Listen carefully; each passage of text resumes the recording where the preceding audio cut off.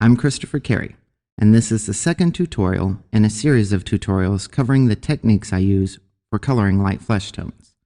In this lesson, I'm going to be developing the foundations for the warm-cool color relationships. I'll begin with an R00, which is a cool light pink color. I'll use this color to create separation around her eyes, nose, and cheeks, and as a foundation for subsequent color layers. I apply this color with short, quick chopping strokes in the face and with a rough scrubbing motion in the tops of her shoulders, working it into the E50 base layer as a flat, unblended color. I generally lay in all my colors like this, without worrying about how smooth or blended they appear. Once the R00 is applied, I'll use the E50 to soften it. The E50 is the same color I used for the base layers, so it works really well over the R00 to smooth it out. The R00 and E50 are the same value or degree of darkness, only the first numbers are different, which in this case means the R00 is a stronger, purer color. Since the E50 is less pure, but the same value, it softens the color strength of the R00 without making it darker. To help make her face appear round, I'm going to lay in some blues and grays. I'll start with BG000 and use this color anywhere I want her face to look like it's further away from the viewer. So the eye sockets, sides of the nose, and sides of the cheeks are all good places for this color. It's important to understand that cool colors appear to recede or look further away, while warmer colors appear to move forward or look closer. So any area you want to look round should be cool. I'm also using a W1 warm gray to help round the forms. This may seem a little confusing since I'm using a warm as a cool, but you have to remember that any given color is only warm or cool in context with the color around it or when it's placed against a white background. In this context, the warm gray is perfect for creating really light, airy shadows, like the shadow cast by the bottom lip. It's also great for the sides of the nose and to tone down the color strength of the BG000. Now that the initial cool colors have been appropriately laid in, I'll lay another layer on the lips. I'll begin with an RV34, which is a cool medium dark red violet.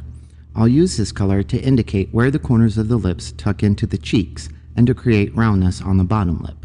This color also helps to create contrast and separate the lips from the chin and cheeks. I'll soften this color with an R000. When working a lighter color into a darker one, the lighter color acts like a colored eraser by lifting and lightening the color below. I find this lifting and lightening to be my most effective blending technique, and I'll use it whenever I want to blend one color into another without reaching for a darker marker. With this in mind, I'll layer the R00 into the same areas of the face that I applied the BG000 and the W1 to add additional layers of color and to soften the overall effect. At this point, the face is beginning to look more three-dimensional. These are technically intermediate layers and will all be colored over at least one more time.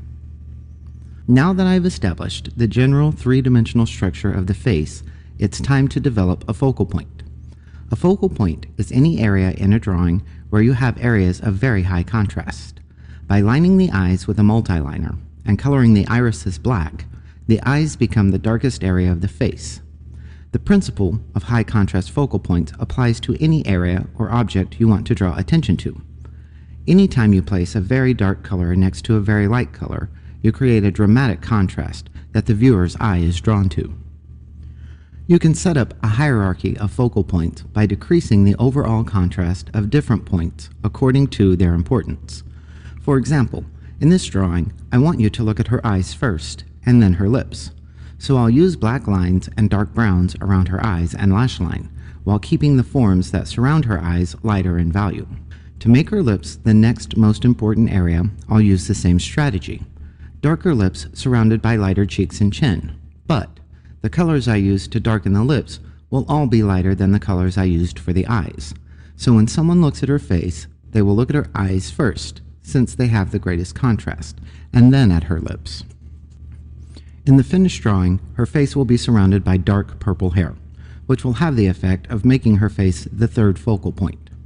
The overall contrast of her face surrounded by dark hair will ultimately be the largest area of greatest contrast in the whole drawing. This ensures that the viewer knows where to look first, her face. So whether it's dark surrounded by light or light surrounded by dark, always concentrate your areas of greatest contrast in the parts of your drawing where you want the viewer to look the longest. With the basic forms of the face described and my primary and secondary focal points established, this lesson is concluded.